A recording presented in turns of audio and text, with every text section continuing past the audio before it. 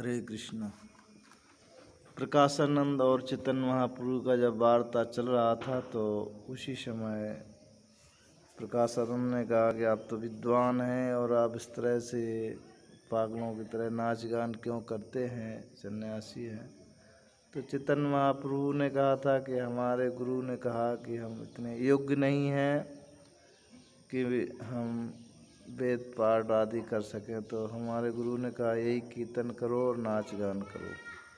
इस तरह से चैतन्य महाप्रभु और उनका वार्तालाप हो रहा था। तो उसी समय चैतन्य महाप्रभु कहते हैं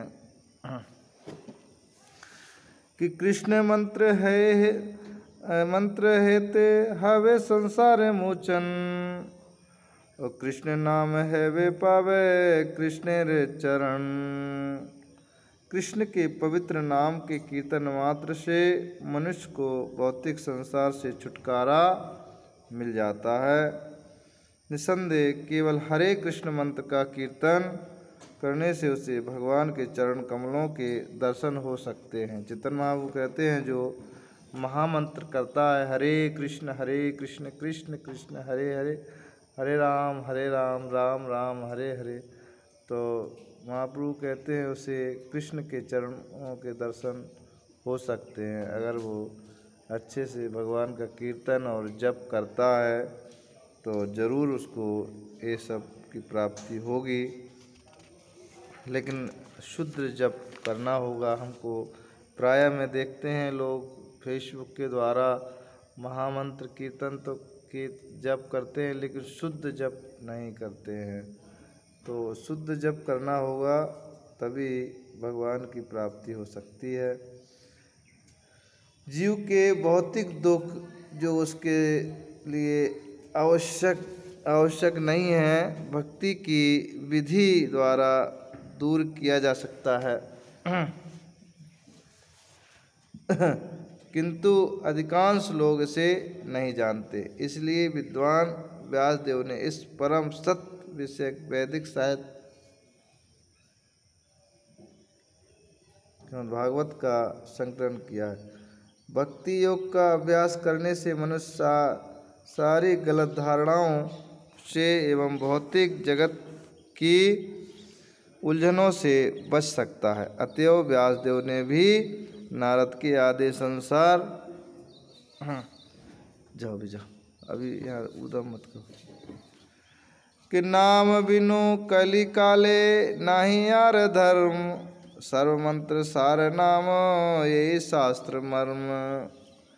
तो इस कलयुग में महाप्रभु कहते हैं भगवान नाम के कीर्तन से बढ़कर अन्य और कोई धर्म नहीं है। वास्तव में महाप्रभु ने जो उपदेश दिया है कि हरे नाम कीर्तन जो है और जप है, इससे बढ़ के और कोई धर्म संसार में महाप्रभु कहते नहीं है, अन्य कोई धर्म नहीं है, क्योंकि यह समस्त वैदिक स्त्रोतों का सार है। यही सारे शास्त्रों का तात्पर्य है और जितने शास्त्र वेद पुराण हैं उनका भी तात्पर्य यही है कि महामंत्र का कीर्तन, भगवान नाम का कीर्तन करें।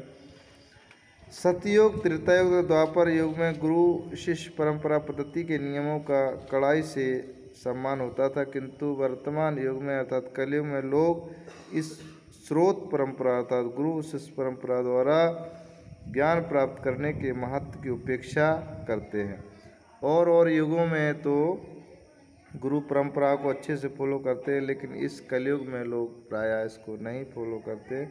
इस युग में लोग यह तर्क करते हैं कि वे अपने सीमित ज्ञान तथा अनुभूति से परे जो कुछ उसे विज्ञान के तथाकथित अवलोकन प्रयोगों के माध्यम से समझ सकते हैं, वे यहाँ नहीं जानते। वास्तविक सत्य तो मनुष्य को अधिकारी व्यक्तियों से प्राप्त होता है। जो उसके अधिकारी हैं, जो भजन करते हैं, उन्हीं के द्वारा भगवान नाम की भक्ति समझ में आएगी, अन्यथा समझ में नहीं आ सकता है, बहुत मुश्किल है।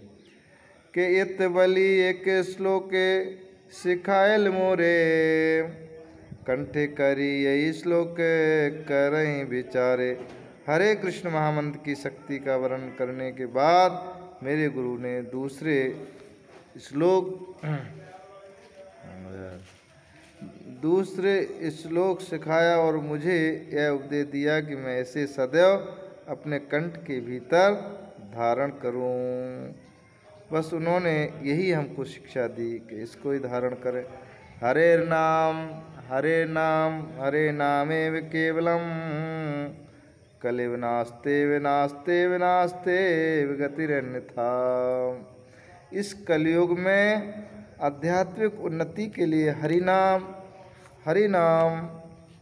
के अतिरिक्त अन्य कोई विकल्प नहीं है, अन्य कोई विकल्प नहीं है, अन्य कोई विकल्प नहीं है। केवल हरिनाम महामंत्र ही इस युग का सबसे श्रेष्ठ विकल्प है जो हमें इसको करना है। अध्यात्म जीवन की उन्नति के लिए शास्त्रों की संतुति की है। सतयुग में ध्यान, त्रेता युग में भगवान विष्णु के लिए यज्ञ तथा द्वापर युग में मंदिर में भगवान की विशद पूजा की जानी चाहिए, किंतु कलयुग में एकमात्र भगवान के पवित्र नाम के कीर्तन द्वारा ही आध्यात्मिक प्रगति की जा सकती है। महाप्रभु कहते हैं कलयुग में केवल इसी के द्वारा हम भगवत प्राप्ति कर सकते हैं। इसकी पुष्टि अनेक शास्त्रों में की गई। श्रीमद् भागवत में इस विषय में अनेक संदर्भ मिलते हैं। कले दोष निधि राजन अस्ति को महान गुणा कीर्तना देव कृष्णस्य मुक्त संगस्य परम व्रजेत। कलयुग में अनेक दोष हैं क्योंकि लोगों को अनेक कष्टों का सामना करना पड़ता है। फिर भी इस युग को एक विशेष वर प्राप्त है, वह यह है कि हरे कृष्ण मंत्र के कीर्तन मात्र से मनुष्य सारे भौतिक कलमश से मुक्त हो सकता है और इस तरह आध्यात्मिक जगत को प्राप्त कर सकता है। नारद पंचरात्र में भी हरे कृष्ण महामंत्र की प्रशंसा की गई है। त्रयोवेदा षडांगनी छंदांसि विविधां सुरा सर्वाष्टक्षांत्रं स्थं नच्चान्तदापि वाङ्मयम्। 3 प्रकार के वैदिकृत कर्मकांड, ज्ञान कांड, उपासना कांड।